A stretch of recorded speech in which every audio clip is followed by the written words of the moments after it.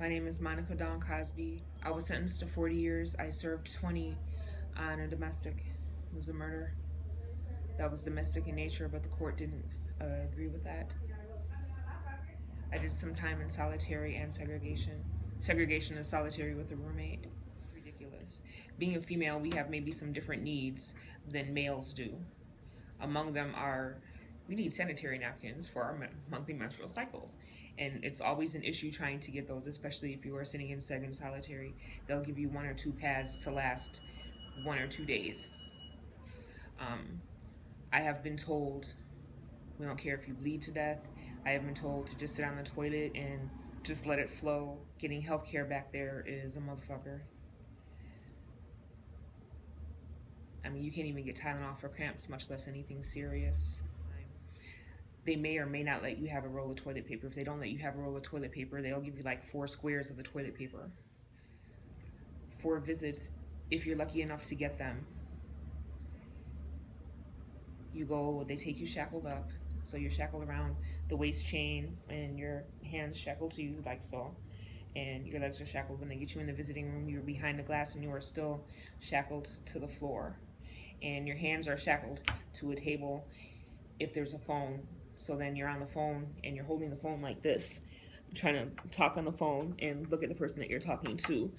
And so you begin to tell the people who are trying to come and see you to stop coming because you can see how bad it hurts them. And so you isolate yourself further. So you're already isolated, and then you begin to isolate yourself further, trying to save other people pain, trying to save pain for yourself, but then you're adding more pain to yourself because you're isolating even further. It's an impossible situation. In seg and solitary, either or, it's already tricky trying to get on the phone in GP. You're really not getting on the phone if you're in seg or solitary, whether you're C-rated or not. And so it further limits any contact that you have with your family.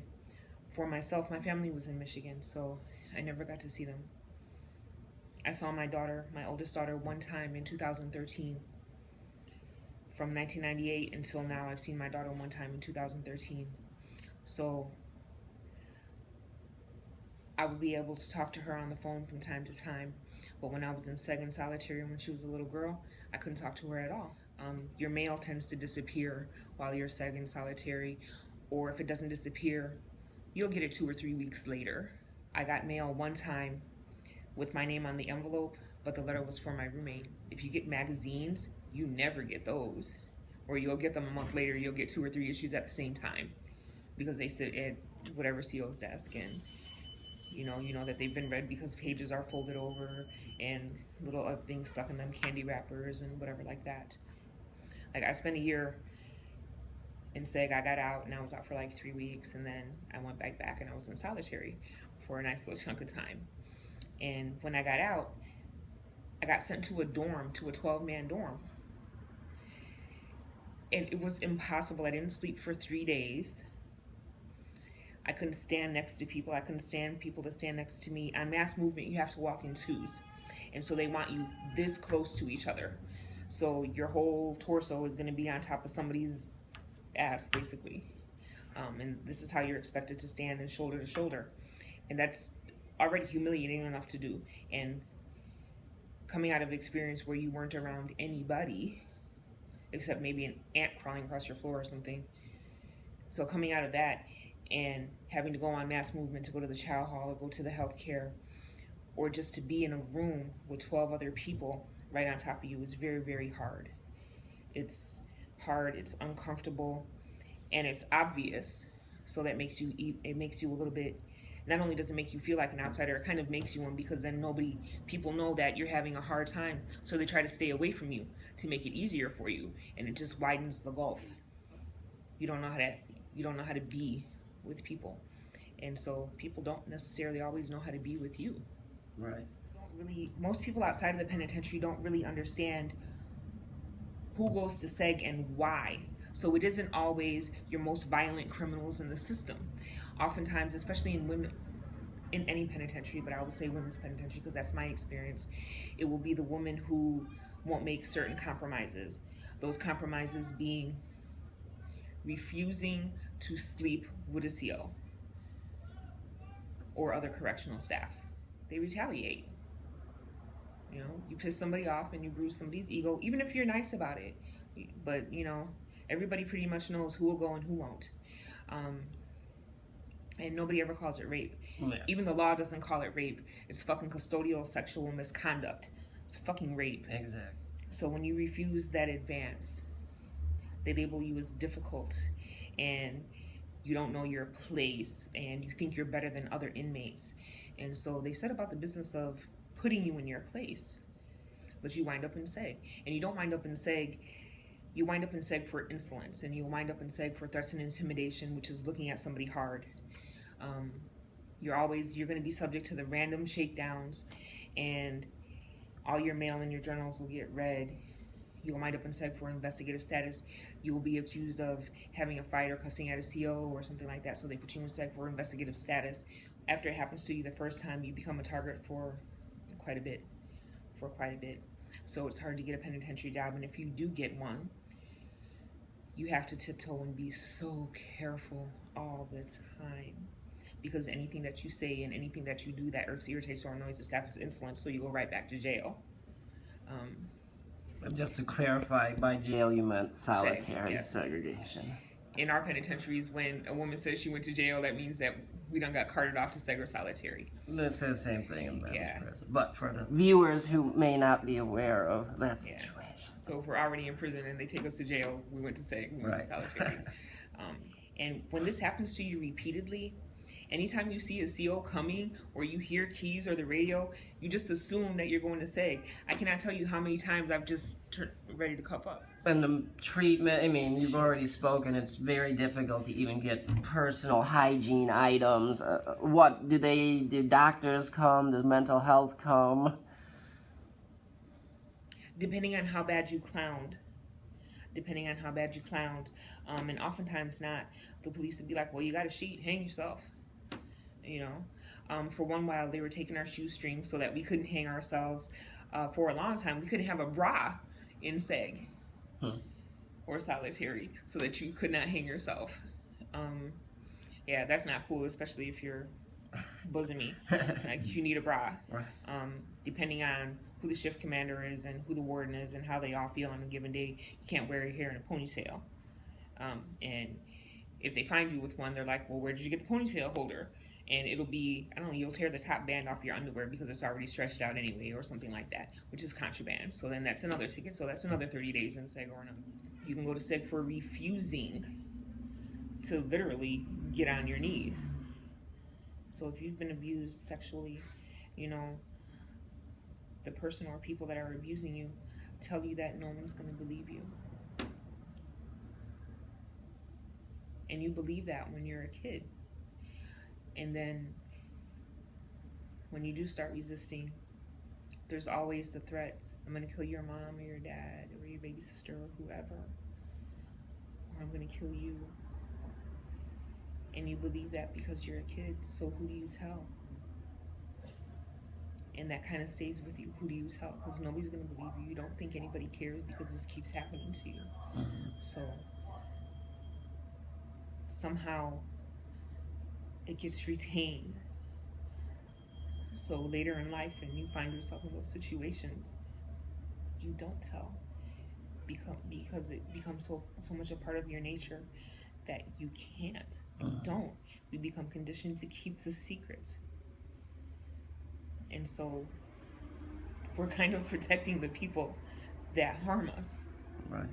When you get to the joint and you find yourself in a situation like that, it's never consensual. Even when you think it is, it's never consensual because the threat is implied. Because if you don't go along, you're going to be punished in some way. Yes. Or the people that are close to you are going to be punished in some way.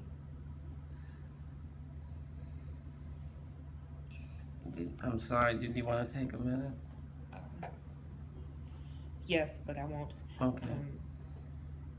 So you don't tell, because nobody's going to believe you.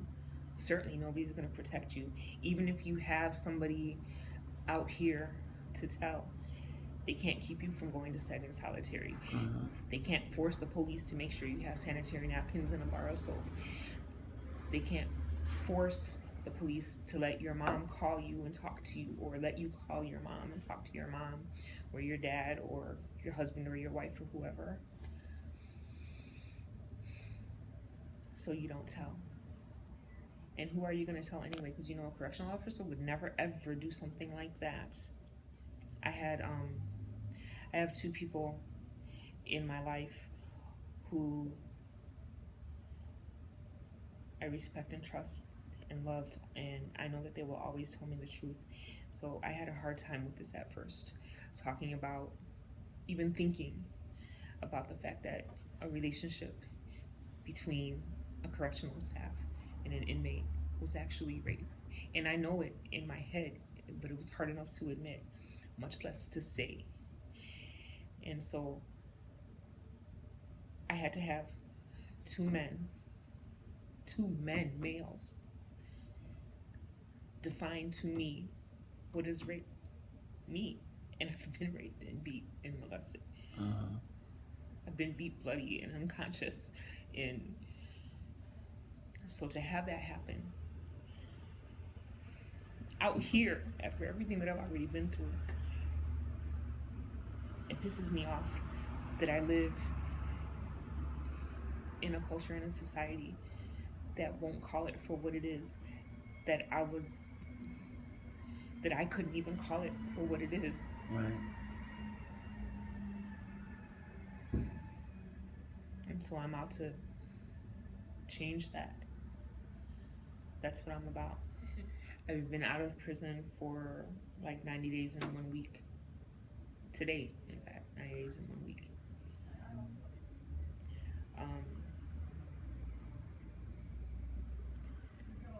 I still have a hard time being around people. I have a very hard time being around people that I don't know. It was very hard for me to be in a grocery store. The day that I got out, Alan came to pick me up. And the few days before I was even getting out, I was afraid. And it was kind of a vague, indefinable fear because I didn't know exactly what was out here to be afraid of. So I guess I was more afraid of everything that I knew being gone.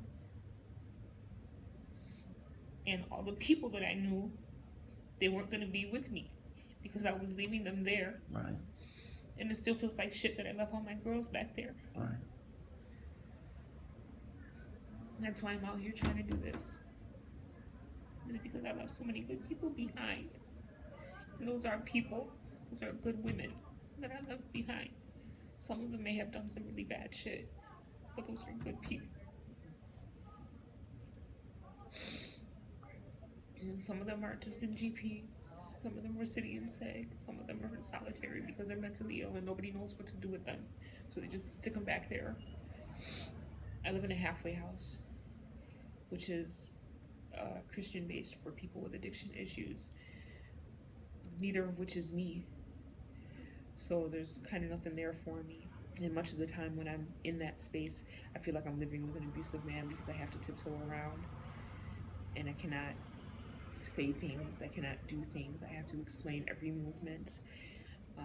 My mother was diagnosed with stage 4 lung cancer, and it has since moved.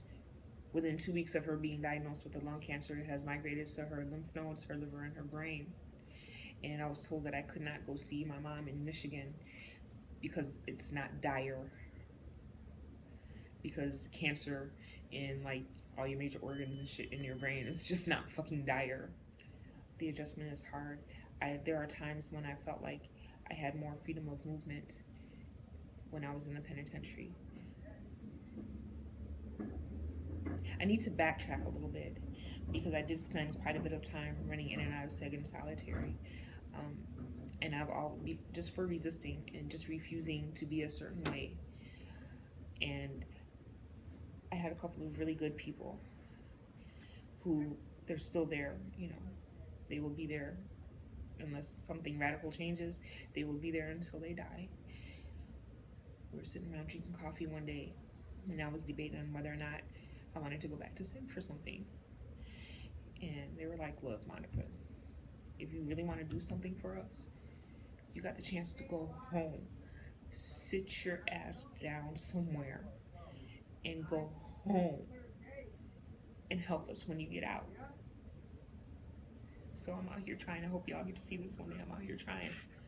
Well, my movement has been seriously limited out here in the penitentiary. I had more freedom. I had gotten to a point where I had a good job. I worked in the law library for like 6 years.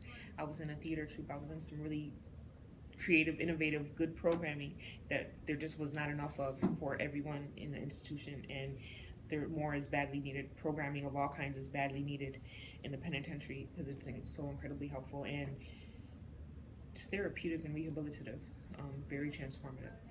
Um, so I would get up in the morning and go to my job at 8 o'clock in the morning, and I would run all over grounds. I would do my job and go do everything else and come back at 8 o'clock at night, and I never had to answer for each specific movement I made. And I do in a halfway house. And it doesn't feel like I have small moments where I feel home. I feel home when I'm with people that have been locked up. Right. Right. But not people that have been locked up that live with me in the halfway house. Mm-hmm. I'm talking about the people that have been locked up who are doing those things that I'm out here trying to do. This is when I feel home. This is the only time I feel home. Most of the time I feel like I went on shipment to another joint, to another penitentiary. And that sucks because I'm in Chicago where I'm from, my actual home. But I can't be in the city because I have to be so careful all the time, and I have to explain everything all the time and ask for permission all the time. And isn't it true that you had the opportunity to work in a law office and they essentially told you cannot work there?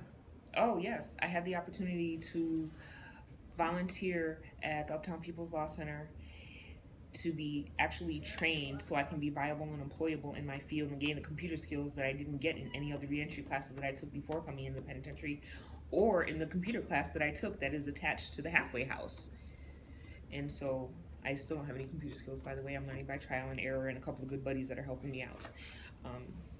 So I had the chance to do that, and they told me no. And so for 90 days, I had to stick with their program that I didn't get anything from. And now I have 90 days to get a job and get out, or I go back to the penitentiary.